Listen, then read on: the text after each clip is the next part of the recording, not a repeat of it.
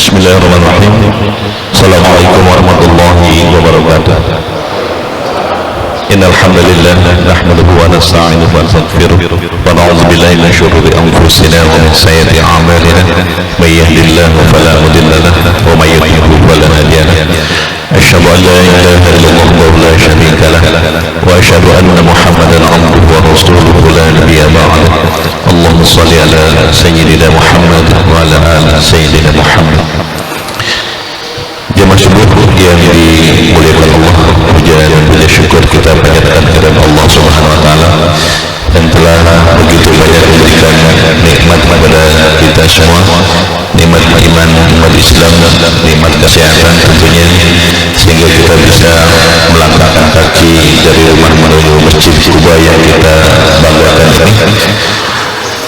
Mudah-mudahan Allah mencatat langkah-langkah kita sebagai penghapus dosa dan meningkatkan derajat.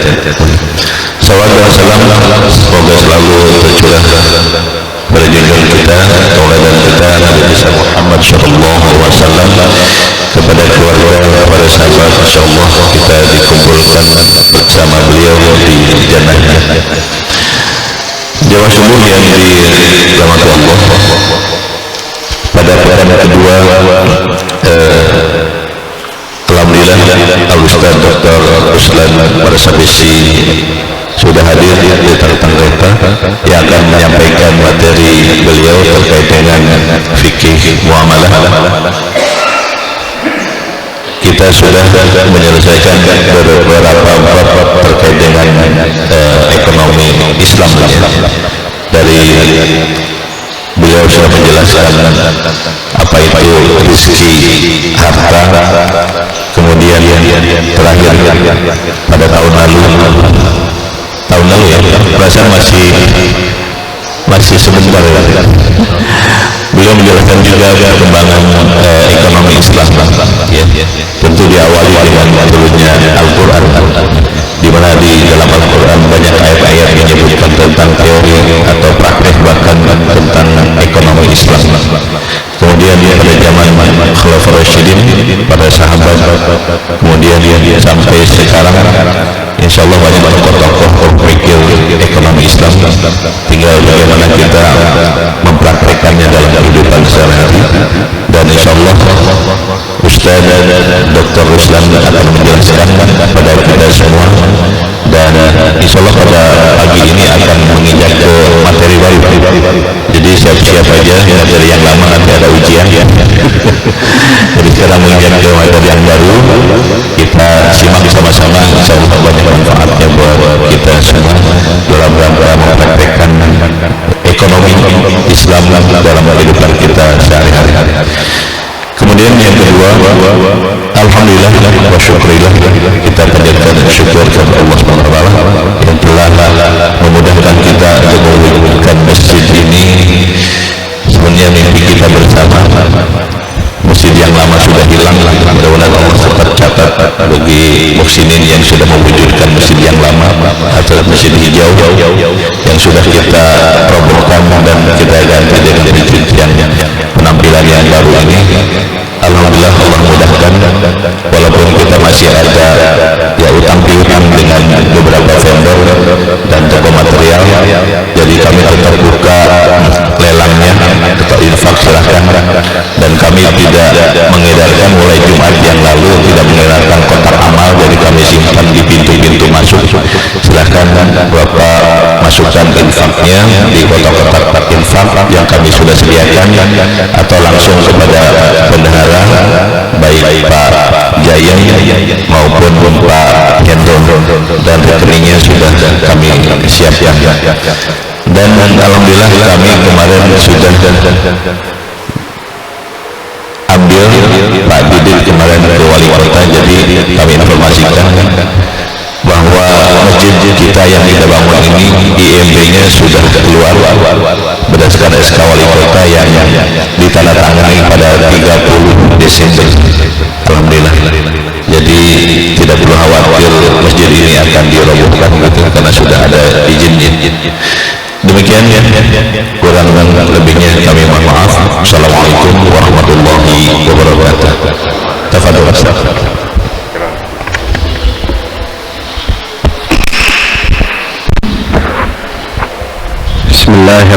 Bismillahirrahmanirrahim. Uhayyikum jami'an bitahiyatul Islam. Assalamualaikum warahmatullahi wabarakatuh. Bismillahirrahmanirrahim. Alhamdulillah. Alhamdulillahilladzi la yansa man dzakara. Alhamdulillahilladzi la yudayyi'u man syakara. Alhamdulillahilladzi yajzi bihil ihsani ihsana wa bisabri najata wa ghufrana. Asyhadu an la ilaha illallah wa asyhadu anna Muhammadan abduhu wa rasuluh. Allahumma salli ala sayyidina Muhammad wa ala alihi wa sahbihi wa man tabi'ahum ila yaumiddin. Amma ba'du. Alhamdulillah, setelah setahun kita nggak ketemu, hari ini alhamdulillah kita dipertemukan lagi oleh Allah Subhanahu wa taala, ya, untuk kemudian kita sama-sama mengkaji tentang ilmu Allah Subhanahu wa taala, ya. Hari pasti berganti, bulan pasti berganti, tahun pasti berganti, maka sebenarnya kita semakin mendekat ke akhirat, ya.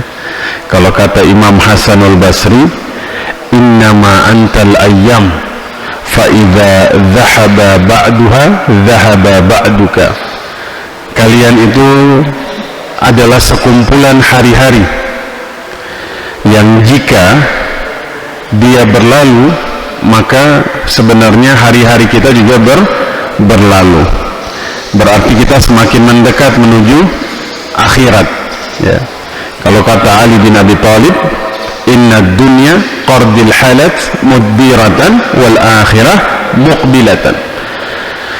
Dunia itu sebenarnya semakin menjauh, sementara akhirat itu semakin mendekat. Maka saya mendoakan semoga apa yang kita lakukan pada hari ini termasuk salah satu perkara yang kita tinggalkan di dalam sisa umur kita, ya, karena hanya kesolehan yang kemudian warisan yang paling berharga di dalam kehidupan, ya, karena orang soleh itu kan didoakan oleh setiap manusia di dalam tasyahud mereka, ya. Di dalam tasyahud itu kan salah satu doa yang kemudian kita bacakan adalah doa kepada orang-orang soleh. Maka kata Al-Imam Tirmidzi, ya, man arada an yahza ala hadha salam alladhi yusallimhumul khalq fi salati falyakun minas salihin.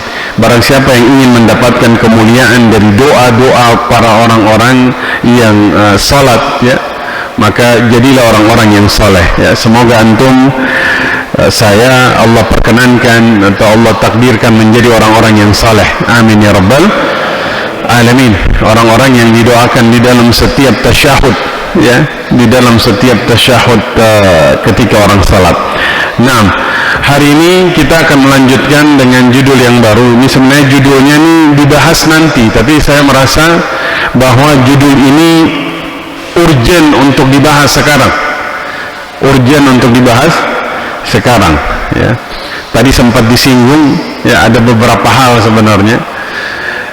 Hutang piutang di dalam Islam. Saya yakin antum di sini pasti pernah berhutang, ya. Siapa yang masih memiliki hutang? Kita semua pasti pernah berhutang. Hatta masjid juga berhutang. Ya, maka kita akan bahas tentang hutang piutang di dalam Islam.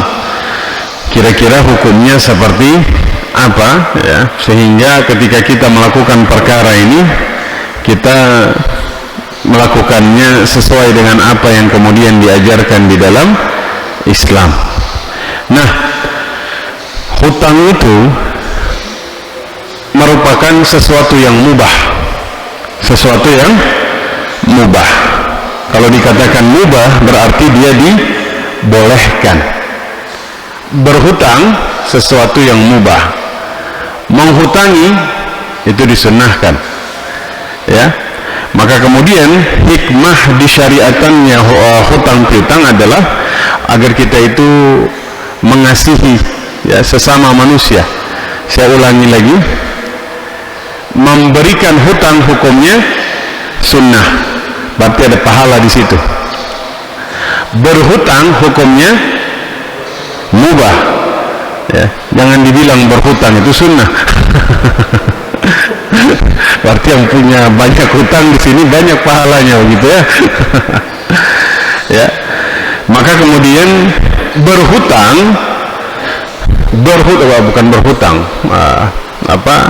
hikmah disyariatkannya hutang piutang salah satunya adalah untuk menghidupkan rahmah, untuk kemudian menghidupkan rasa kasih sayang di antara manusia, ya. Dan kemudian hutang ini bisa menjadi sarana mendekatkan diri kepada Allah Subhanahu wa ta'ala. Tapi di sisi lain, hutang ini bisa membuat pelakunya berdosa. Ada kemungkinan bisa membuat pelakunya berdosa. Nah, insyaallah kita akan coba untuk kemudian membahas apa itu perkara hutang yang bisa membawa kepada dosa, apa yang kemudian perkara hutang yang bisa membawa seseorang kepada pahala. Nah, Allah itu menciptakan keseimbangan di dalam kehidupan, ya. Artinya ada posisi, ada tugas yang kemudian harus dilakukan oleh seorang manusia di dalam hidupnya, ya. Allah memberikan kewajiban seseorang sebagai suami, tapi kemudian Allah juga menetapkan kewajiban seorang wanita sebagai istri, ya. Allah menetapkan tugas bagi seseorang kemudian menjadi pemimpin. Allah juga kemudian menetapkan tugas rakyat untuk kemudian bersikap bagaimana kemudian dia menyikapi seorang pemimpin. Artinya masing-masing sudah punya tugas antara satu dengan yang lain. Istri punya tugas, suami punya tugas, pemimpin punya tugas, rakyat punya tugas, guru punya tugas, murid juga punya tugas. Sebagaimana nanti kita menemukan bahwasanya di dalam perkara muamalah ini juga ada tugas-tugasnya, ya. Ada orang yang mampu itu memiliki tugas, ada orang yang tidak mampu juga memiliki tugas. Nah, sekarang dalam perkara muamalah khususnya masalah hutang piutang ini juga sama, masing-masing punya tugas. Yang mampu atau orang yang kemudian memiliki kelebihan harta sehingga kemudian dia berada pada level atau dia berada pada posisi menghutangi, ada juga orang yang kemudian berada pada posisi berhutang. Ini kemudian memiliki tugas antara satu dengan yang lain. Ya, kalau kemudian saya tanyakan kepada antum semua pada pagi hari ini, mau ada di posisi yang mana, menghutangi atau berhutang? Sekarang posisinya di mana? Berhutang atau menghutangi? Nah, kalau posisinya menghutangi, nah kita bahas dulu. Satu, posisi sebagai seorang yang memberikan hutang, atau bahasa ekonominya kita sebut kreditor, ya.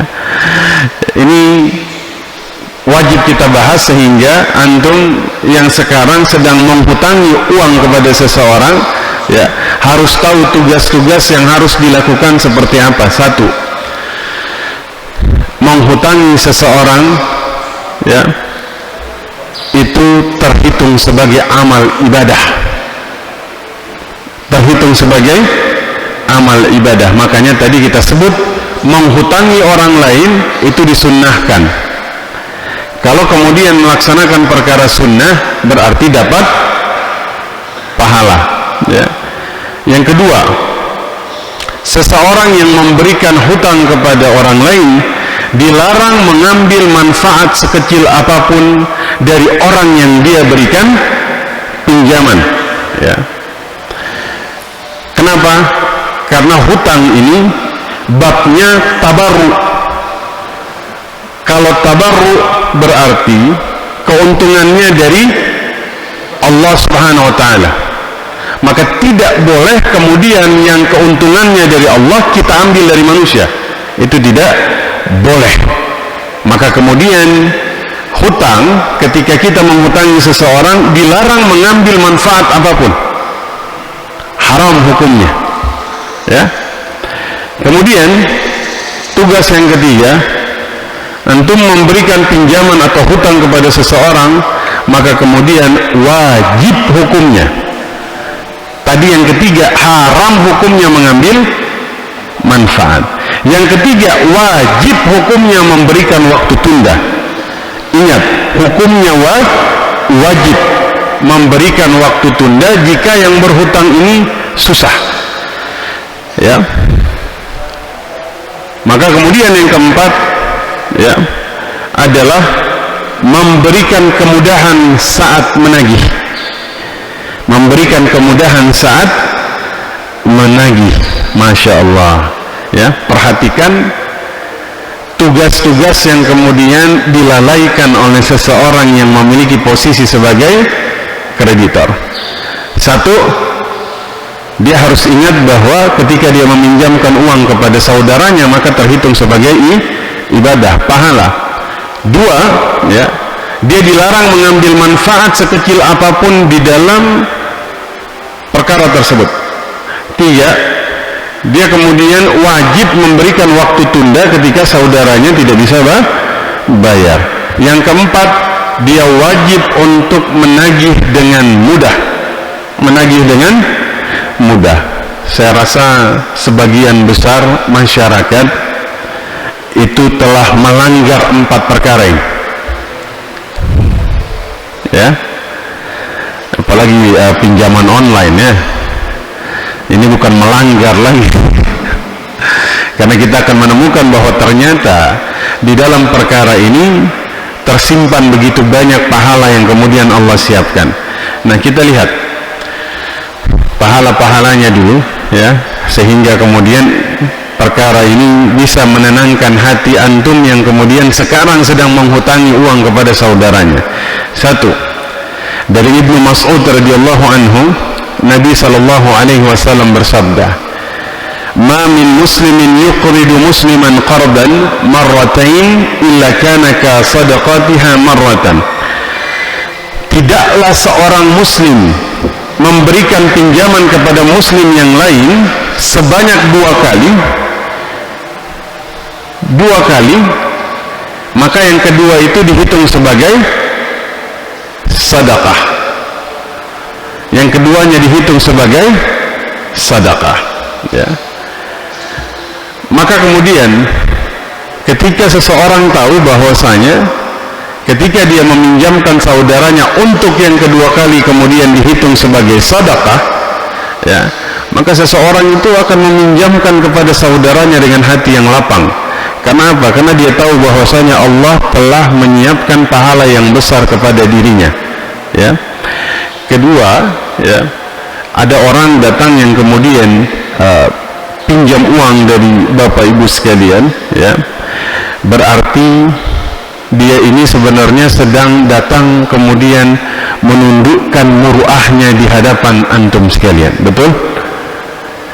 Orang butuh uang, datang pinjam uang, berarti dia ini sedang menundukkan muruah dan kehormatannya kepada orang yang dia sampaikan aibnya tersebut.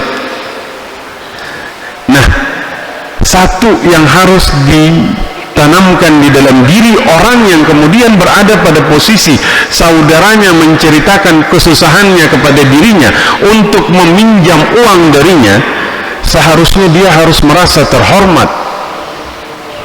Kenapa? Karena dari sekian banyak manusia, dia telah dipilih oleh saudaranya untuk kemudian meringankan bebannya tersebut, ya. Maka kemudian dari Abu Hurairah, Nabi sallallahu alaihi wasallam bersabda, "Man nafasa an mu'minin kurbatan min kurabid dunya." Barang siapa yang kemudian meringankan kesusahan seorang mukmin di dunia, nafasallahu anhu kurbatan min kurabil yaumil qiyamah. Allah akan meringankan kesusahannya nanti di hari kiamat.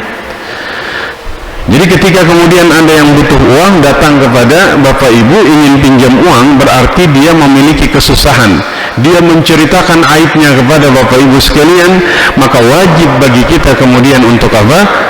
Untuk meringankan kesusahannya tersebut. Karena Nabi mengatakan, barang siapa yang meringankan kesusahan seorang mukmin di dunia, Allah akan meringankan kesusahannya nanti di hari kiamat. Wa man yassara 'ala mu'sirin yassarallahu 'alaihi fid dunya wal akhirah. Barang siapa yang memberikan kemudahan bagi orang yang kesusahan, maka Allah akan memudahkan dirinya nanti di hari kiamat. Ya.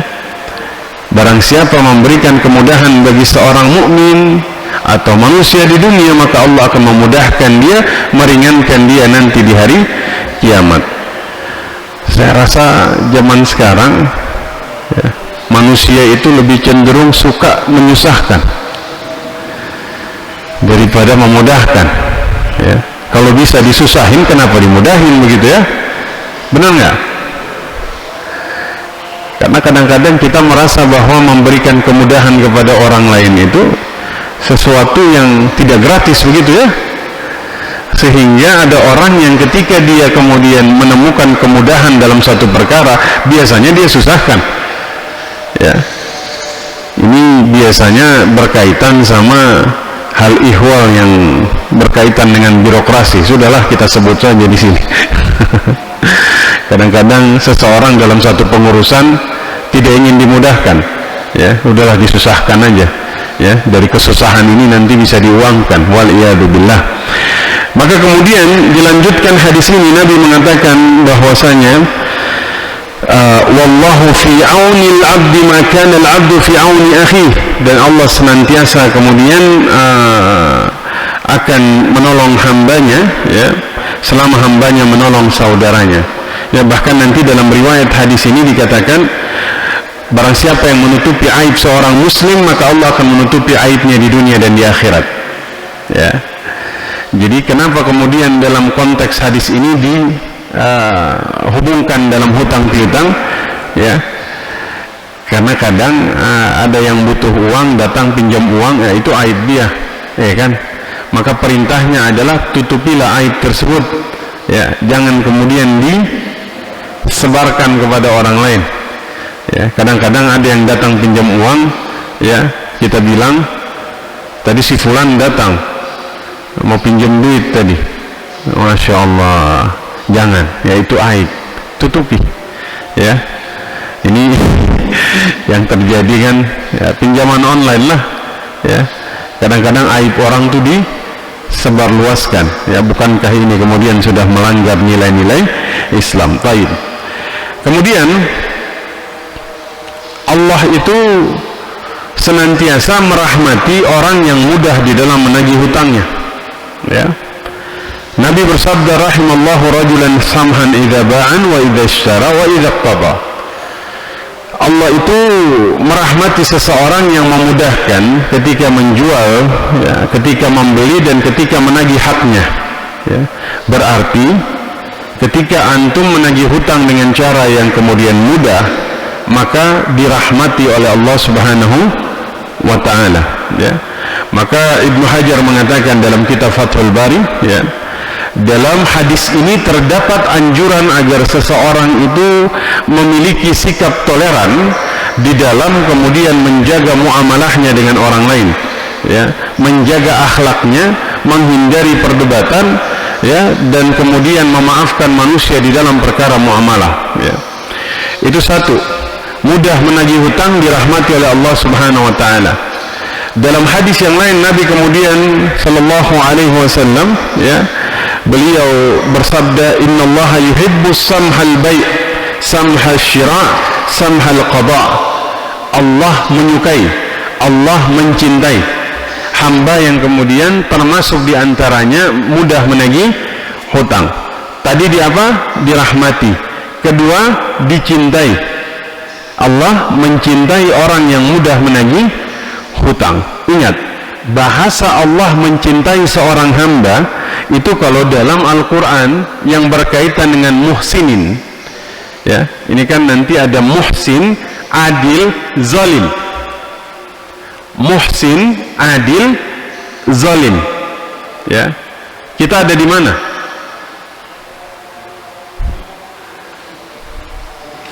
Adil. Adil ini kan seseorang yang menempatkan hak dan kewajiban pada level yang seimbang. Kalau muhsin, seseorang yang melakukan kewajibannya lebih dari haknya, bahkan kadang-kadang melakukan sesuatu tanpa menuntut haknya sama sekali. Itu namanya muhsin. Kalau zalim itu yang paling rendah, dia ada di bawah adil, ya. Maka Allah itu menyebutkan kecintaannya kepada orang-orang yang muhsin di dalam Al-Quran itu diulang-ulang 5 kali. Wallahu yuhibbul muhsinin. Allah mencintai orang-orang yang muhsin. Tapi kata Nabi SAW dalam hadis, ya, innallaha yuhibbu, Allah itu mencintai diantaranya orang yang mudah menagih hutang. Ya, tadi kata Nabi dirahmati Allah, kedua dicintai Allah, ya. Yang ketiga, lebih dari itu, sudah dirahmati, dicintai Allah, kemudian dosanya diampuni oleh Allah Subhanahu wa taala, ya. Nabi bersabda, "Ghafarallahu li rajulin kana qablakum." Ya, Allah itu telah mengampuni, ya, seseorang yang hidup sebelum kalian, katanya, ya. Kana sahlan idza ba'an. Orang ini dia kalau kemudian berjualan, dia tuh suka memudahkan orang lain, ya, kata Nabi. Kemudian idza ishtara, ya, ketika membeli dia suka memudahkan orang lain, ya. Sahlan idza qada, ketika dia menagih haknya, dia itu menagih dengan mudah, itu diampuni dosa-dosanya oleh Allah, ya. Bahkan puncak keutamaannya, dirahmati, dicintai, diampuni, puncaknya, ya, dimasukkan ke dalam syurga, dimasukkan ke dalam syurga, ya. Dalam hadis dari Utsman bin Affan, ya, radhiyallahu anhu, Nabi bersabda, adkhalallahu azza wa jalla rajulan kana sahlan mushtariyan, ya, wa ba'ian wa qadiyan, ya, wa muqtadiyan al-jannah. Allah itu akan memasukkan ke dalam surga seseorang yang memudahkan, seseorang yang mudah membeli, mudah menjual, ya, mudah ketika membayar hutang, mudah ketika menagih hutang, ya. Maka ini Masya Allah, ya, sebuah perkara yang kemudian penekanannya itu luar biasa, ya. Bahkan dikatakan dirahmati, dicintai, diampuni, dimasukkan ke dalam surga hanya untuk melakukan satu amalan. Apa amalan itu? Mudah menagih hutang. Sekarang pertanyaannya adalah, bagaimana cara kita menagih hutang kepada saudara kita? Mudah, keras, atau kasar? Ustaz, kasar aja nggak dibayar, apalagi ditagih dengan lembut, selesai, katanya. Maka ingatlah 4 perkara tadi, ya. Menagih hutang dengan mudah, dengan lembut, maka kemudian mendapatkan keutamaan-keutamaan yang belum tentu antum mendapatkan keutamaan ini dari perkara yang lain, ya. Dirahmati Allah, dicintai Allah, diampuni Allah, dimasukkan ke dalam surga. Allah tahu bahwa kita ini mungkin dalam bab-bab yang lain kita belum tentu punya kemampuan untuk kemudian memasuki keutamaan ini dengan amal ibadah kita. Maka Allah itu menyiapkan pintu yang kita tuh siapapun bisa memasukinya. Dengan cara apa? Mudah di dalam menagih hutang. Maka mudah-mudahan, ya, mulai hari ini kita itu memiliki sikap yang kemudian memudahkan orang lain di dalam membayar hutang, ya. Apalagi orangnya lagi susah, ya. Apalagi orangnya lagi susah. Zalim orang menunda pembayaran hutang ketika dia mampu. Kata ulama, zalim juga ketika menagih hutang sementara yang ditagih belum mampu. Apalagi yang ditagih ini punya kesusahan, ya. Antum kalau lihat betapa banyak kemudian kriminalitas itu berawal dari penagihan hutang yang dilakukan dengan cara yang kasar, betul? Ya. Saya tuh kalau baca berita, ya, mungkin sebulan terakhir saja selalu menemukan bahwa pembunuhan itu berawal dari hutang piutang, ya kan? Mungkin masih ingat, ya, ada seorang, mudah-mudahan Allah rahmati beliau di dalam kuburnya, ya, seorang wanita yang dibunuh kemudian dikubur di dalam rumahnya sendiri di kota Bogor, ya. Ini karena hutang piutang.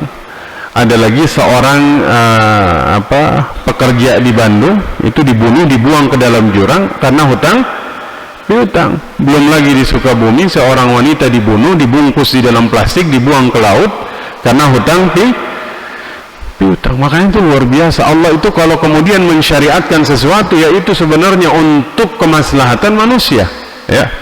Baik. Maka selanjutnya, ya, kita wajib memberikan waktu tunda atau keluasan waktu kepada seseorang yang kemudian memiliki hutang. Ini hukumnya wajib.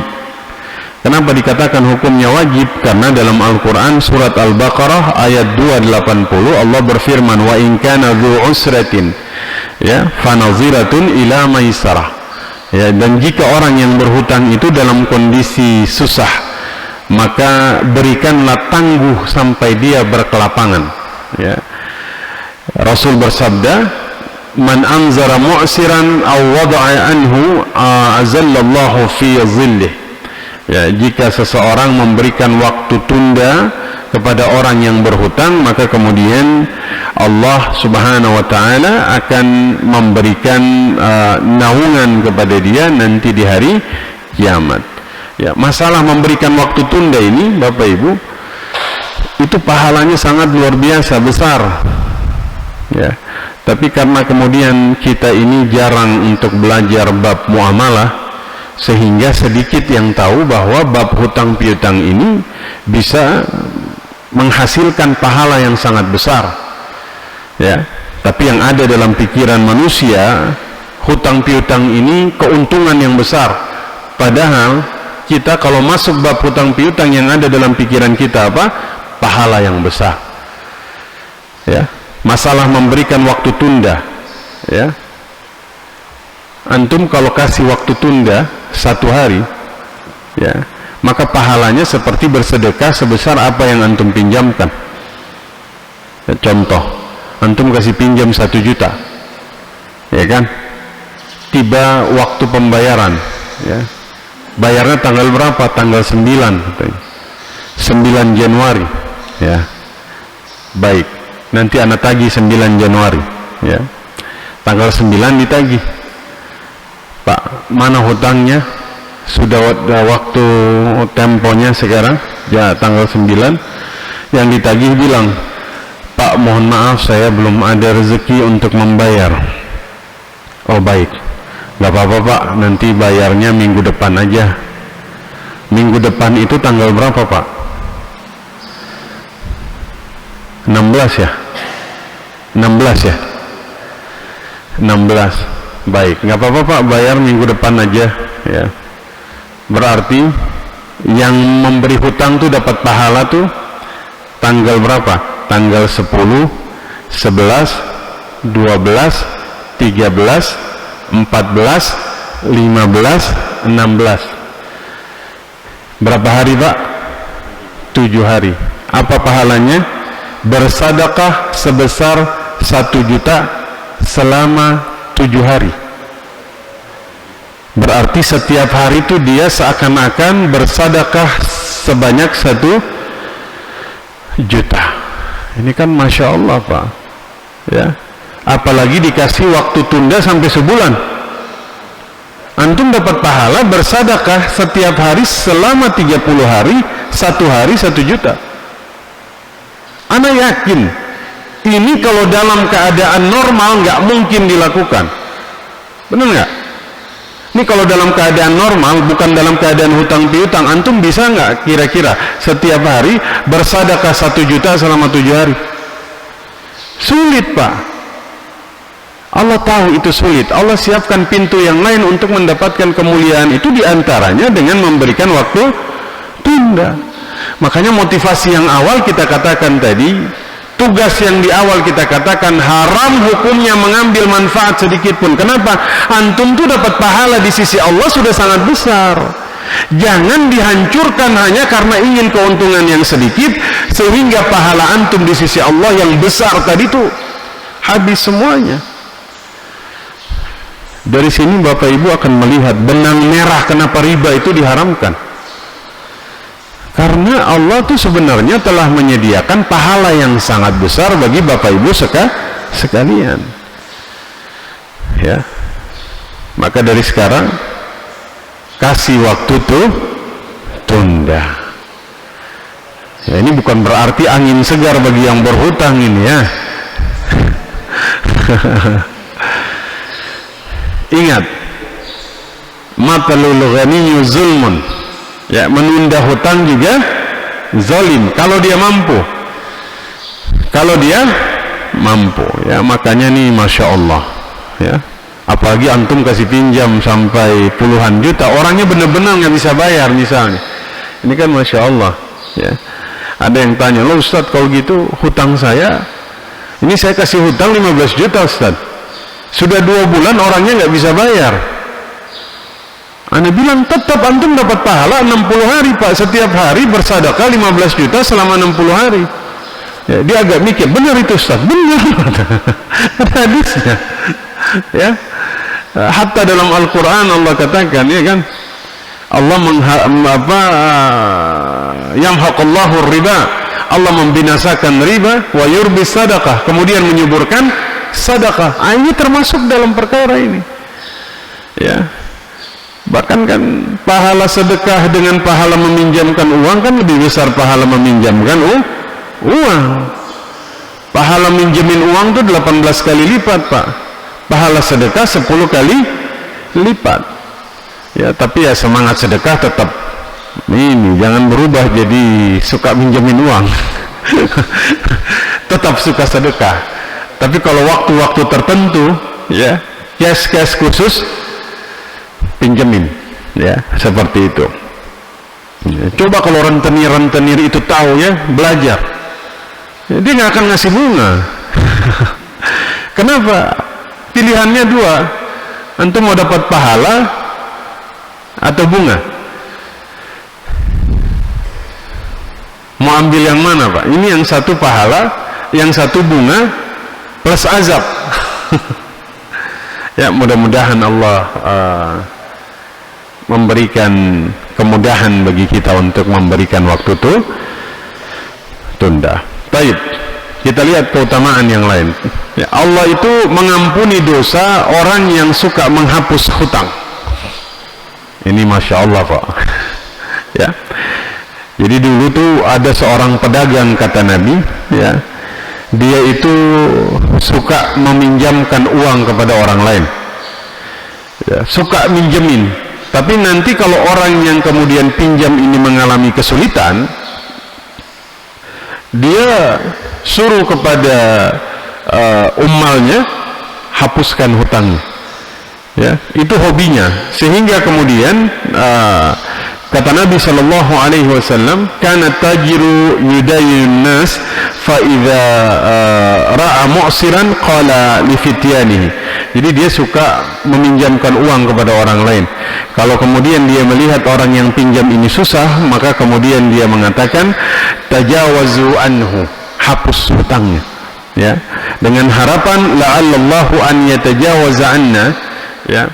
Dengan harapan semoga Allah menghapus dosaku, katanya. Kata Nabi sallallahu alaihi wasallam, fatajawazallah, maka Allah mengabulkan apa yang dia inginkan dengan cara Allah menghapuskan dosa-dosanya. Ya, karena nanti dalam riwayat yang lain dikatakan dia ini didatangkan di hari kiamat, ya, kemudian Allah perintahkan kepada malaikat, lihat amalannya, lihat amalannya, ya, karena yang dilihat itu adalah amalnya, Pak, bukan hartanya, bukan jabatannya, tapi amalnya. Ya, ketika dilihat amalnya, ya, dikatakan, ya Rabb, ya, dalam hadis ini dikatakan, aku tuh nggak punya kebaikan amalan-amal, artinya dari sisi ibadah aku tuh lemah. Ya, selain kemudian dulu aku memiliki harta, ya, aku pinjamkan kepada manusia, ketika kemudian mereka nggak bisa bayar, maka aku hapuskan.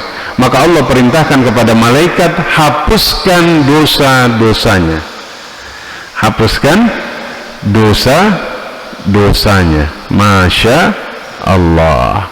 Ya, nanti di sini kita nemuin, tapi nanti insya Allah kita bahas di pertemuan selanjutnya. Ya, lo kok memudahkan hutang hukumnya wajib, menghapus hutang hukumnya sunnah. Biasanya dalam ibadah yang sunnah itu lebih ringan dari yang wajib, tapi kok dalam bab ini sunnahnya lebih berat dari yang wajib, benar nggak? Kan tadi kasih waktu tunda hukumnya wajib, menghapus hukumnya sunnah. Kalau dalam bab ini lebih berat mana, Pak? Hapusin apa kasih waktu tunda? Hapus pasti, ya. Itu hak antum. Nggak mungkin silakan hapus hutang. Wah, sabar dulu Ustaz, ya, kalau di bawah 1 juta nah hapusin, di bawah di atas 5 juta nah, ini nggak bisa ini kata. Ya, kalau dulu kan sahabat itu lagi berantem, maksudnya lagi ribut di Nabawi, ya, bukan bukan di Kuba, bukan di Kuba, di Nabawi, Pak. lagi debat, Rasul tuh lagi istirahat, Rasul bangun, apa yang sedang kalian lakukan? Ya, mereka kemudian ini sedang berdebat masalah hutang. Nabi langsung bilang, imdi syatrad dain, hapus sebagian hutangnya. Rasul yang bilang sami'na wa ata'na, langsung dihapuskan sebagian hutang. Nah, itulah sahabat, ya. Kenapa? Karena mereka tahu keutamaan dari membebaskan hutang ini yang kemudian sangat luar biasa. Maka dari Huzaifah, Nabi SAW bersabda, ya, dalam sebuah hadis dikatakan, ya, talaqatil malaikata ruha rajulin mimman kana qablakum, ya, malaikat itu menjumpai ruh sebelum kemudian dicabut nyawanya, menjumpai ruh sebelum dicabut nyawanya. Kemudian ditanya sama malaikat, ya, dalam hadis riwayat ini, qalu a'amilta minal khairi syai'an, apakah ada sedikit kebaikan dari amalanmu, ya. Maka kemudian dikatakan, qala kuntu amuru fityani an yanzuru wa yatajawazu anil mu'asir, qala fatajawazu anhu. Bayangkan, ya, dalam riwayat ini dikatakan malaikat datang sebelum mencabut ruh, kemudian ditanya kepada orang yang tersebut, apakah kamu punya sedikit kebaikan dalam amalanmu? Dia bilang ada. Dulu ketika saya meminjamkan uang, maka kemudian saya menghapus hutang ketika dia nggak bisa bayar. Maka dalam hadis ini dikatakan, maka Allah kemudian mengampuni dosa-dosanya. Masya Allah, ya. Selanjutnya Nabi SAW bersabda, man talaba haqqan falyatlubu fi afafin wafin aw ghairi waf. Kalau nagih hutang, hendaklah ditagih dengan tenang, ya, tawaddu, ya, tanpa kemudian punya ambisi yang kemudian di luar, maksudnya menggebu-gebu gitu ya. Kadang ini kan ambisi menggebu-gebu nagih hutang agar kemudian ditagih saat itu, ini bisa menyebabkan terjadinya konflik. Maka Nabi Shallallahu Alaihi Wasallam kemudian menasihati kita dengan nasihat tersebut. Taib. Ini kita sekarang berpindah kepada tugas bagi yang tadi kan tugas bagi yang berada pada posisi apa? Kreditor. Nah, sekarang posisi yang selanjutnya apa itu? Debitor. Nah, lebih banyak di posisi yang mana nih? Yang pertama apa yang kedua? Ya, nah, yang kedua. Kata beliau yang kedua. Nah, tadi itu kebajikan-kebajikan atau kemuliaan yang bisa didapatkan dari orang yang kemudian memberikan pinjaman. Nah, sekarang sebaliknya. Apa tugas yang kemudian Allah berikan kepada orang yang kemudian berada pada posisi yang kedua, posisi debitur atau posisi berhutang? Satu, tugasnya hindari hutang dan bersifat qanaah. Hindari hutang dan bersifat qanaah, ya. Dua, diperintahkan untuk menghargai seseorang yang kemudian berbuat baik kepada dirinya. Kita pinjam uang, dikasih, maka diperintahkan agar kita menghargai kebaikannya. Dengan cara apa? Dengan cara kita doakan dia, dengan cara bayar tepat waktu, dengan cara menyegerakan pembayarannya, ya. Kemudian kita harus jujur dan amanah ketika kemudian memegang harta orang lain. Ingat, kita meminjam uang dari seseorang berarti kita memegang hartanya. Ingat, pinjam uang dari seseorang bukan berarti telah terjadi perpindahan harta. Hati-hati. Kita pinjam uang, kadang kita merasa bahwa ini sudah jadi milik kita. Lah, ini hak orang lain yang ada di tangan kita.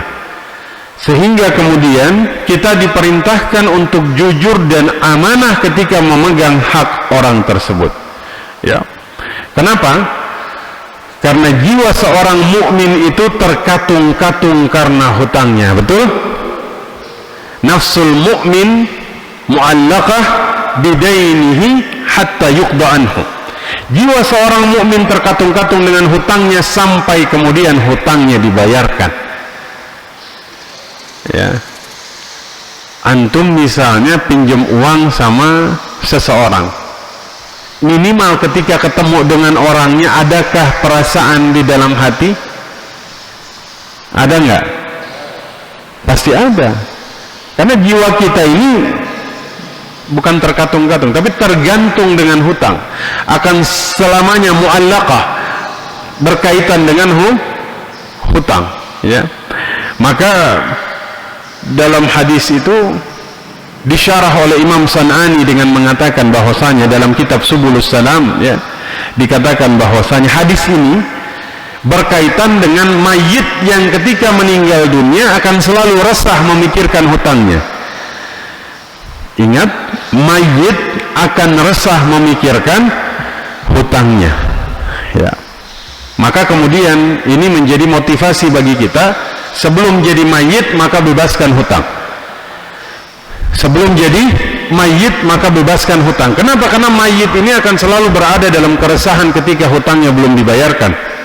Ya, ada dalam riwayat nanti. Ya, ketika kemudian mayit itu merasakan keresahan dalam kuburnya ketika dia belum kemudian dibayarkan hutangnya. Jadi kalau ada orang bunuh diri karena hutang, ya dia salah, Pak. Karena ketika dia jadi mayit, justru selamanya dia akan resah di dalam kuburnya. Ya, wah ini saya stres karena hutang, saya bunuh diri biar lepas dari hutang. Salah, Pak. Justru antum meninggal membawa hutang, ini yang kemudian membawa keresahan selamanya di dalam kuburan. Ya.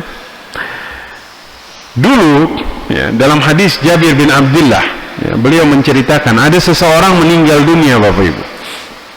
Sudah meninggal. Ya, maka dipenuhi hak-hak mayit, termasuk diantaranya adalah dimandikan, dikafani, Sekarang mau disolati. Jadi akhirnya dipanggillah Nabi SAW. Ya Rasul, ya mari kita solati jenazah ini ya. Pertama yang Rasul tanya apa? Alaihi dain. Ini jenazah punya hutang atau tidak? Maka Rasul itu memang tidak mau nyolatin jenazah yang punya hutang. Kenapa? Karena salatnya Rasul ini syafaat. Kalau Rasul menyolati jenazah yang punya hutang, nanti jenazah ini terlepas dari tuntutan apapun di akhirat, kata para ulama. Sementara dia masih punya hubungan hutang piutang yang belum selesai, yang diperkenankan bagi orang yang memberikan hutang nanti di akhirat untuk menuntut, kan? Tapi ya Rasul memerintahkan sahabat yang lain untuk silahkan disolatkan. Ya, jangan kemudian hadis ini dibaca dipahami lain. Oh, berarti Rasul nggak mau nyolati jenazah yang punya hutang. Nanti ada jenazah yang sebelum disolati antum tanya, alaihi dain, dia punya hutang? Beda Pak, solat kita ini beda sama solatnya Rasul. Kalau Rasul yang nyolatin syafaat, kalau kita ya seperti solat yang sebiasanya ya. Maka Rasul tanya dulu, ini jenazah punya hutang atau tidak? Ada. Berapa? 2 dinar. Pada saat itu Abu Qatadah menyanggupi untuk membayar, maka kemudian disolatilah jenazah tersebut. 2 hari kemudian ketemulah dengan Rasul. Rasul tanya sama Abu Qatadah, sudah kamu bayarkan hutangnya? Belum ya Rasul. Nah, maksudnya Abu Qatadah ini menganggap kan baru 2 hari, baru dua hari. Kata Rasul, bayarlah. Akhirnya Abu Qatadah langsung bayar. Ketika sudah membayar, apa kata Rasul? Al-an baradat jilduhu. Sekarang baru dia merasakan kesejukan di kulitnya di dalam kuburnya. Allahu Rabbi. Santum bayangkan, al-an baradat jilduhu. Sekarang baru dia merasakan kesejukan di dalam kuburnya. Berarti sebelumnya apa yang dia rasakan, Bapak Ibu? Apa yang dia rasakan? Panas. Ya. Ini dalam Al-Quran ataupun dalam hadis, konteks yang berkaitan dengan sesuatu yang kemudian berhubungan dengan siksaan itu selalu kulit. Kenapa kulit? Karena ternyata memang rasa sakit itu di kulit, Pak. Sudah sampai daging sudah tidak terlalu, tapi kulit ini menandakan bahwa puncak rasa sakit kita itu sebenarnya di kulit. Ya. Maka kemudian kalau seseorang merasakan panas di dalam kuburnya, dia kemudian baru merasakan kesejukan setelah kemudian hutangnya dibayarkan. Ya. Maka dari Ibnu Umar, Nabi SAW bersabda, "Man mata wa alaihi dinar." Barang siapa meninggal kemudian menanggung hutang 1 dinar, ya, maka au dirham atau 1 dirham, qudiya min hasanatihi laisa thumma dinar wala dirham. Nanti dia akan kemudian membayar hutangnya tersebut dengan amal kebaikan dia nanti di akhirat. Tidak lagi dibayar pakai dinar, tidak lagi dibayar pakai dirham, tapi dibayar pakai amal kebaikan. Ya, saya yakin ya, kita butuh amal kebaikan kita di akhirat, dan kita tidak menginginkan agar amal kebaikan ini Allah pindahkan kepada orang lain. Maka mumpung masih di dunia, masih bisa dibayar pakai dinar, masih bisa dibayar pakai dirham, maka bayarlah. Sebelum nanti dibayarnya sudah tidak lagi pakai mata uang, tapi bayarnya pakai amal kebaikan. Ada orang mayit minta dihidupkan lagi hanya agar bisa bersedekah, ya kan? Tapi kemudian ada yang kemudian amalnya habis untuk membayarkan hutang yang kemudian tidak dia bayarkan di dunia. Waliyadzubillah, saya mendoakan semoga kita semua Allah luaskan rezeki agar kemudian kita bisa membayarkan hutang-hutang kita sebelum nanti kita meninggal dunia. Ya, kenapa? Karena Nabi mengatakan la takhifu anfusakum ba'da aminha, qalu wa ma dzaka ya Rasulullah, qala ad-dain. Jangan menakut-nakuti diri kalian setelah Allah kemudian memberikan keamanan kepada kalian. Apa itu ya Rasul? Ad-dain, hutang. Ya. kita dilahirkan dalam keadaan fitrah, dalam keadaan tidak menanggung apapun, betul? Kita dilahirkan dalam keadaan aman tanpa ada rasa takut apapun. Maka kata Nabi, jangan fitrah ini kemudian ditakut-takuti, jangan fitrah ini kemudian ditambah dengan menanggung sesuatu. Apa itu? Hutang. Ya, pasti Pak, hutang itu menakut-nakuti jiwa kita, betul? Kadang tidur kita nggak tenang, makan kita nggak tenang, ya, ibadah pun nggak tenang karena masalah hutang. Ya, maka kemudian Nabi SAW ini berdoa agar kemudian Allah bebaskan dari lilitan hutang. Di antaranya, Allahumma inni a'udzubika minal ma'thami wal maghrami. Ya Allah, aku berlindung kepadamu dari perbuatan dosa dan lilitan hutang. Ketika ditanya kenapa beliau kemudian berdoa seperti ini, beliau menjawab, innar rajul idza gharama haddatha fakadzaba wa wa'ada fa'aklafa. Orang yang berhutang itu jika sudah terlilit, maka dia suka berdusta ketika dia berjanji, dan dia suka mengingkari apa yang kemudian dia lakukan. Maka saya ingatkan, hutang menjadi sumber masalah di dunia maupun di akhirat. Ya, maka kemudian sementara dosa juga sumber masalah di dunia dan di akhirat. Ya, maka kemudian manusia akan selalu dikejar-kejar dengan hutangnya. Ya, di dunia dikejar, di akhirat dikejar. Ya, maka saya mendoakan sekali lagi, ya, semoga kemudian antum Allah luaskan rezekinya, ya, sehingga kemudian diberikan kemudahan. Niat Pak, niat. Kita hutang dengan niat untuk membayar. Kalau kemudian kita berhutang dengan niat untuk membayar, maka Allah yang akan membantu kita untuk kemudian melunasi. Ya, Allah yang akan menjamin kita kemudian untuk membayar. Jika kemudian kita sudah berniat tapi kemudian tidak sempat kita untuk membayarnya karena kita mengalami kesempitan, maka mudah-mudahan di akhirat Allah akan menjamin kita. Amin ya rabbal alamin. Karena kalau sebaliknya, ada orang yang berhutang, dari hutangnya pun dia sudah niat nggak bayar. Ada nggak Bapak Ibu? Ada. Ada orang tuh dari hutang, dari awal saja dia pinjam, dia sudah niat untuk tidak membayar. Maka apa kata Allah Subhanahu wa taala? Apa kata Nabi sallallahu alaihi wasallam dari Syuaib bin Amr, dia mengatakan, ayyumar rajulin yudayyin nas dainan wa huwa mujmi'un an la yuwaffiyahu iyyahu laqiyallahu sariqan. Barang siapa yang berhutang dengan hutang yang kemudian dia berniat untuk tidak mengembalikannya, maka Allah akan kemudian memanggil dia, atau kemudian nanti bertemu Allah dengan status sebagai seorang pencuri di akhirat. Statusnya apa? Sariq, pencuri di akhirat nanti. Ya. Wal'iyadu billah. Dalam hadis yang lain dikatakan, ya, man faraqa ruhul jasad wa huwa bari'un min thalath, ya, maka dakhala al-jannah. Barang siapa meninggal dalam keadaan terbebas dari 3 perkara, dia masuk surga. Apa saja? Al-ghulul, al-kibir, takabur, sombong.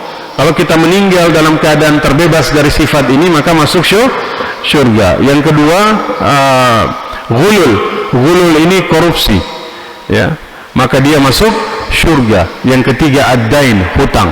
Maka kalau kita terbebas dari 3 ini, sombong, korupsi, hutang, maka kita akan dimasukkan ke dalam surga.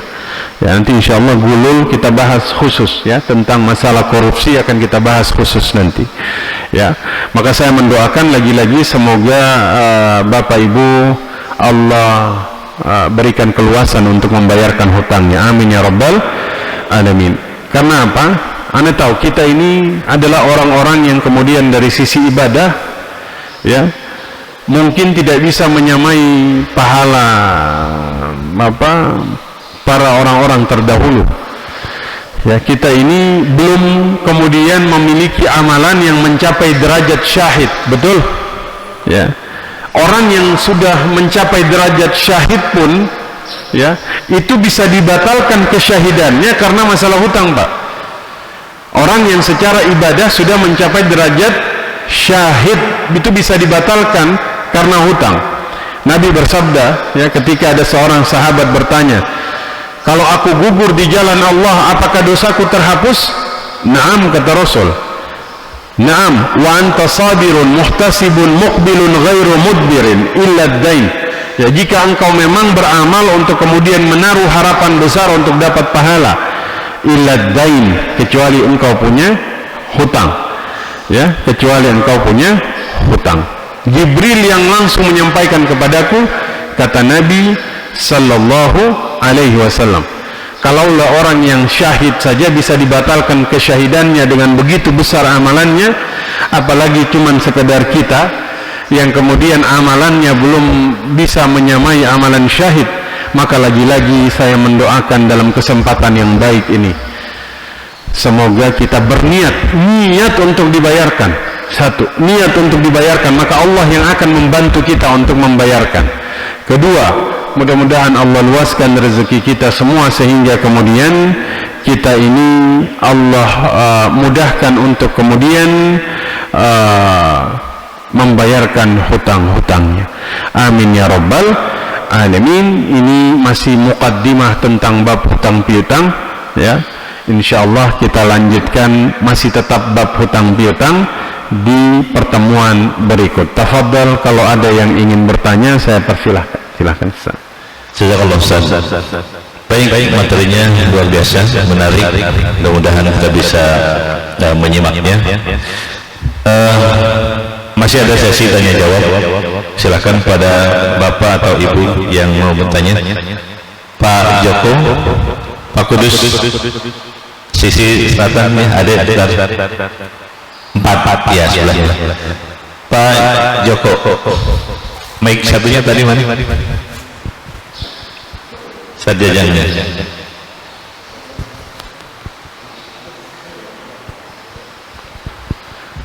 Silakan Pak. Assalamualaikum warahmatullahi wabarakatuh. Waalaikumsalam. Terima kasih materinya tentang muamalah, tentang hutang piutang. Orang yang memberi hutang, kreditor, dan orang yang berhutang, debitor. Orang yang memberikan hutang biasanya orang nggak bisa kan. Tapi saya khawatir ya, yang memberikan hutang itu juga punya kewajiban untuk selalu mengingatkan bahwa pernah memberikan hutang. Karena khawatir juga kita kalau tidak mengingatkan, karena hutang itu tidak pernah bisa dibebaskan sampai yang bersangkutan meninggalkan gitu. Pertama itu, kedua salah satu cukup yang saya lupa tadi. Demikian, assalamualaikum warahmatullahi wabarakatuh. Waalaikumsalam warahmatullahi wabarakatuh. Pak Kudus.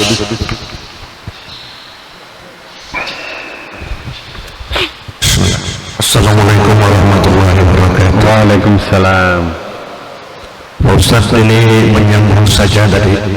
Jadi kalau seorang kreditor katakanlah melakukan pembebasan hutang, tapi dalam proses pembebasan hutang tadi dia punya satu kronologi, katakanlah dia berhutang seperti tadi Pak Joko sampaikan, sudah mengingatkan, bahkan mungkin sempat kesal seperti Ustaz tadi bilang, tapi pada endingnya dia akan, ya udah kalau gitu saya bebaskan. Nah, positioning seperti ini, bagaimana lebih baikkah sejak awal kita bersedekah, ataukah bersedekah dalam kondisi terpaksa, kondisi seperti ini? Itu yang pertama. Yang kedua, kalau kita seorang debitur, mungkin bukan personal loan, ya mungkin kita personal pribadi, tapi mungkin dengan pihak bank semacam kredit, kartu kredit card. Mungkin kita karena lupa, karena lalai dan sebagainya, mungkin tidak besar, sehingga terlupakan karena mungkin kita banyak kartu kreditnya barangkali dulu gitu kan. Nah, ini positioningnya adalah dosanya samakah dengan personal loan tadi, pribadi ke pribadi, ataukah berbeda nilainya antara pribadi dengan lembaga keuangan tadi? Terima kasih Pak Ustaz, semoga dapat pencerahan. Kasih. Dua dulu atau langsung saya jawab dulu? Ya, baik. Takutnya pertanyaannya pun saya lupa. Silakan. Agak berhubungan ya. Kita memang wajib mengingatkan orang yang berhutang. Kenapa? Karena takutnya dia sudah mampu, kemudian dia sengaja menunda. Kan matalul ghani zulmun, menunda-nunda pembayaran hutang adalah kezaliman. Maka kita wajib untuk mengingatkan agar saudara kita tidak tenggelam dalam kezaliman. Ya, walaupun kita tahu dia susah, ya, tapi kita kasih ingat ketika kalau misalnya dia kesusahan, ya, kita tidak mengingatkan termasuk di antara anjuran ulama. Karena kalau kita tahu dia susah, ya, tapi kalau kita kemudian tidak bisa memprediksi kondisinya, karena kita takut dia lupa, ya, maka kita wajib terus mengingatkan. Karena kita tidak menginginkan saudara kita tenggelam dalam kezaliman ketika dia kemudian sanggup bayar tapi sengaja menunda seperti itu, ya. Jadi memang mengingatkannya pun dengan cara yang baik, ya, seperti itu. Jangan kemudian mengingatkannya dengan cara menyampaikan hadis ini kepada dia, matalul ghani zulmun, menunda hutang zalim. Ya, sampaikan dengan cara yang baik. Ya, walaupun menyampaikan hadis ini juga wajib, ya, nggak apa-apa. Seperti itu. Wallahu a'lam bishawab. Wallahu a'lam. Yang kedua, kita ada pada positioning sudah diingatkan, tapi kemudian nggak dibayar-bayar gitu, Pak, ya. Maka apa yang kemudian kita ambil langkahnya di sini? Apakah tetap kemudian kita membiarkan dia sampai dia lapang, ataukah kemudian kita hapus, gitu ya? Ana yakin antum semua pasti pernah ketemu dalam positioning seperti ini, benar kan? Ditagi orangnya nggak sanggup, sehingga sikap dia ini kadang nggak jelas. Maksudnya nggak jelas begini, udahlah saya sih ikhlas nanti, tapi kalau dia bayar nggak apa-apa. Kadang tuh positioning ini membuat seseorang itu putus asanya dia dalam keadaan dia nih bimbang menentukan sikap. Karena sikapnya dia udah, kalau anak Ustaz, kalau dia nggak bayar nggak apa-apa, tapi kalau dia bayar ya alhamdulillah. Ini kan berarti sikapnya belum jelas. Maksudnya positioningnya ditentukan. Jika kemudian kita masih ingin menuntut haknya, silahkan, sampai kapanpun ditagih, sampai kapanpun ditunggu. Tapi kalau kemudian kita ingin menghapus, silahkan, Pak, hutangnya sudah saya hapus, ya. Harus disampaikan. Tidak boleh kemudian tidak menyampaikan, Ustaz, ana tuh sudah hapus, ya. Hapusnya dalam hati, ya, antum hapus dalam hati, dia kagak tahu hutangnya sudah dihapuskan. Selama itu jiwanya masih tetap resah, ya. Tapi kalau dia tahu sudah dihapuskan, lega, benar nggak? Pak, hutangnya sudah saya hapuskan, alhamdulillah. Kalau gitu saya pinjam lagi, gitu ya. Ya. Jadi memang positioning ini wajib kita tegaskan, kita di posisi yang mana. Kalau ingin masih ditagih, silahkan, dikasih waktu tunda terus, ya, saya akan terus tagih walaupun saya kasih waktu tunda. Kalau ingin dihapus, sampaikan, Pak, sudah saya hapuskan, ya. Yang kedua, apakah kemudian ini masalah kartu kredit, nanti insya Allah kita bahas khusus tentang kartu kredit. Tapi apakah kemudian dengan lembaga berlaku dengan individu? Sama. Dengan lembaga pun sama, ya. Tapi nanti lembaganya ini juga harus kita garis bawahi dulu, ya kan? Ya, seperti itu. Nanti izin tentang kartu kredit kita bahas terpisah, ya, seperti itu. Wallahu a'lam bishawab. Silakan, ada yang lain? Mic-nya mana? Ustaz Jajang.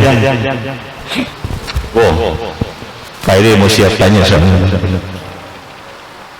Nanti dilanjutkan dengan Bapak yang sebelah. Assalamualaikum warahmatullahi wabarakatuh. Waalaikumsalam.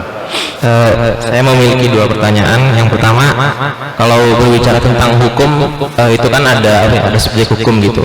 Kalau dalam hukum perdata, seseorang itu dikatakan cakap hukum apabila memenuhi syarat tertentu. Nah, dalam hal muamalah ini, katakanlah ada seorang anak kecil gitu yang belum dikenakan hukum taklifi. Nah, dia ini kemudian sudah tahu berhutang gitu, tapi kemudian dia tidak memberitahu kepada walinya gitu bahwa dia pernah berhutang. Lalu saat dia dewasa dia sudah lupa gitu. Itu bagaimana?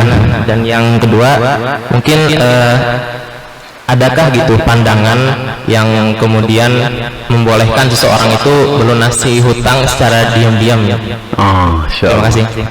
Syukran. Saya jawab dulu ya sebelum pindah. Nah, apakah seseorang anak yang kemudian belum taklifi, belum kemudian dibebankan syariat, belum baligh, kemudian dia berhutang seperti itu tanpa diketahui oleh walinya sehingga kemudian lupa, bagaimana status hukumnya? Satu, yang diperkenankan untuk kemudian melakukan jual beli, melakukan hutang piutang, syaratnya baligh, ya, berakal. Baligh ini biasanya ditandai dengan ihtilam, yang kalau dalam fikih itu biasanya usianya 13 tahun, sudah bisa membedakan mana yang baik, mana yang buruk.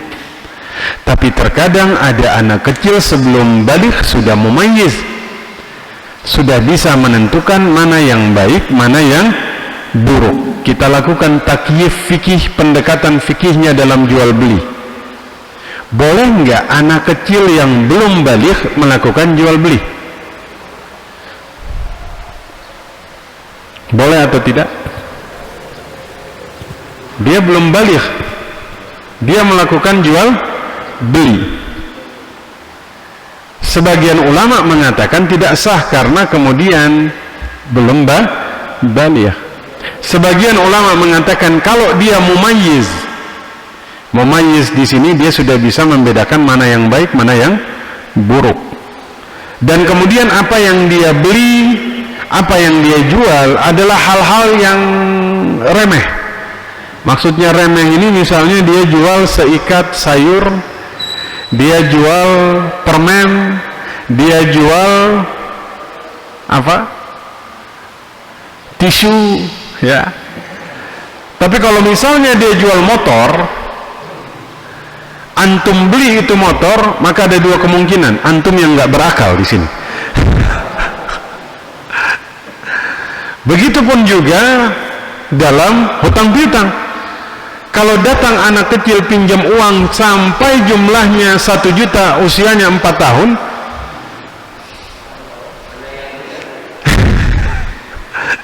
ini kemungkinan antum yang belum balik ini. Ya. Maka kemudian jika ya yang dia pinjam adalah hal yang remeh, maksudnya remeh ya, om saya pinjam uang dong 10.000, ya ini kita kasih saja, statusnya sedekah, bukan lagi hutang piutang, ya. Saya yakin tidak berstatus jadi hutang, nanti saya tagih sampai kamu besar gitu ya.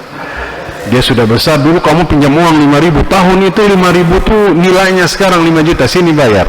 Tidak berlaku seperti itu, ya. Baik. Yang kedua apa tadi?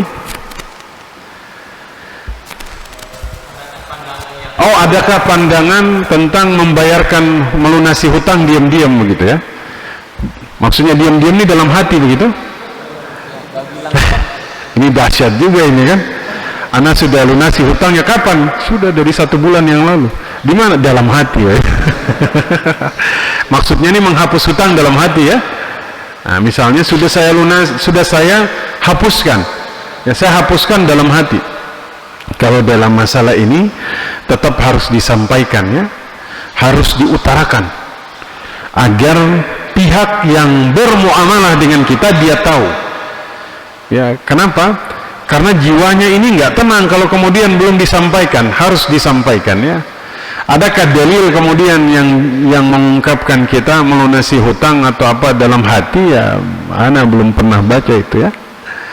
Artinya memang dalam akad pun itu ada ijab qabul. Ijab qabul itu biasanya lafaz dengan lafaz, perbuatan dengan perbuatan, ya. Tapi kalau dalam hati ini belum ada. Kan ada ijab qabul dengan gerakan, ada ijab qabul dengan lafaz, ya. Tapi kemudian kalau misalnya dilakukan dalam hati, ini yang wallah nggak ada sebenarnya.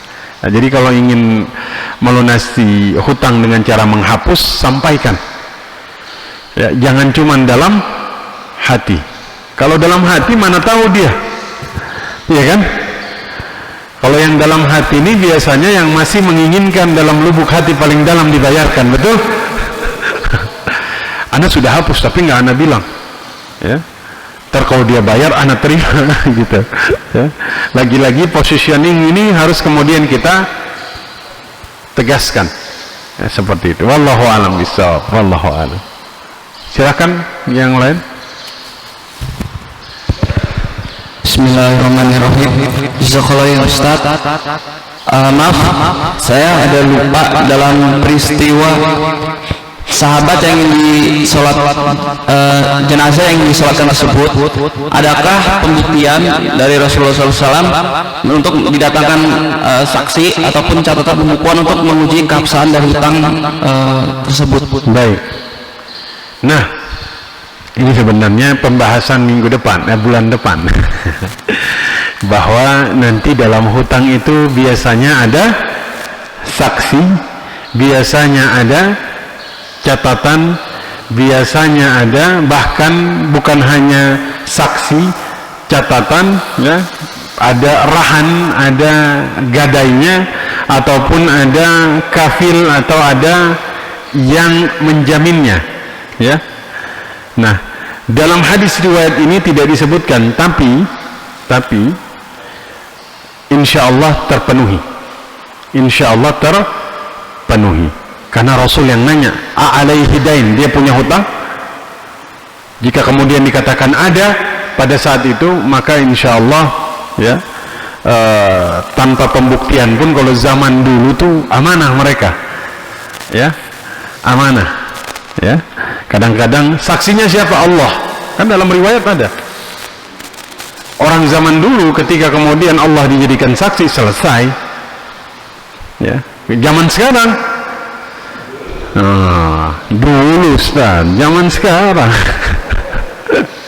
siapa saksimu? Allah. Masya Allah. Ya, kalau zaman dulu memang tingkat amanahnya luar biasa, ya. Tapi dalam riwayat hadis ini memang tidak disebutkan bahwa Rasul meminta ada pembuktian terhadap hutangnya tersebut, ya. Karena memang zaman itu adalah zaman di mana semuanya amanah. Jika kemudian mereka bersaksi atas hutang, maka kemudian itu dipercaya. Bahkan kadang mereka menjadikan Allah sebagai saksi. Betul. Wallahu a'lam bishawab. Nanti kita bahas tentang adabnya di pertemuan berikut insyaallah. Wallahu a'lam bishawab. Cukup ya, menjelang udah masuk syuruk. Satu lagi. Boleh? Nggak apa-apa. Boleh. Mic-nya kasih.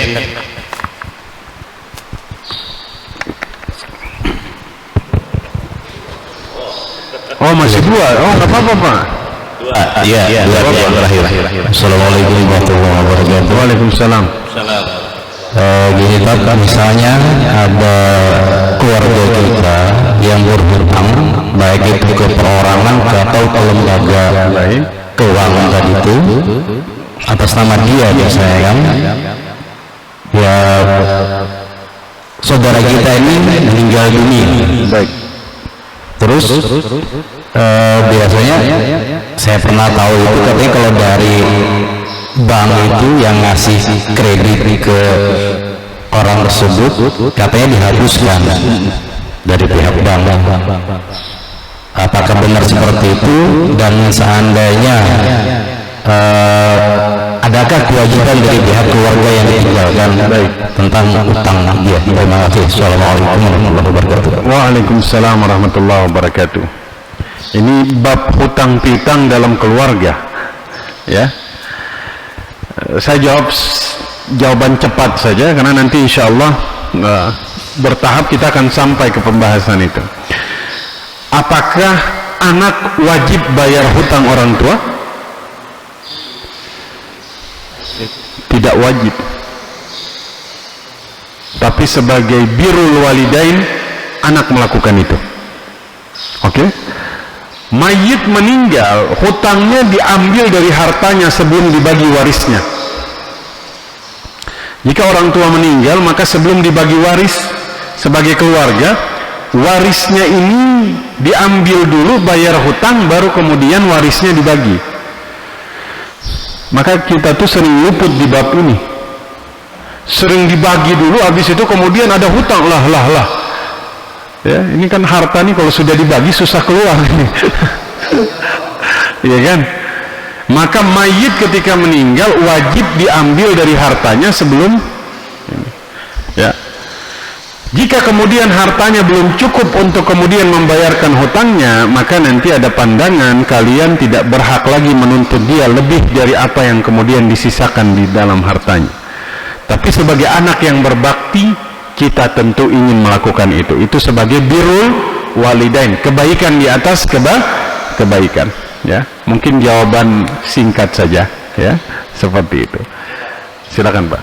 Bismillahirrahmanirrahim. Assalamualaikum warahmatullahi wabarakatuh. Waalaikumsalam.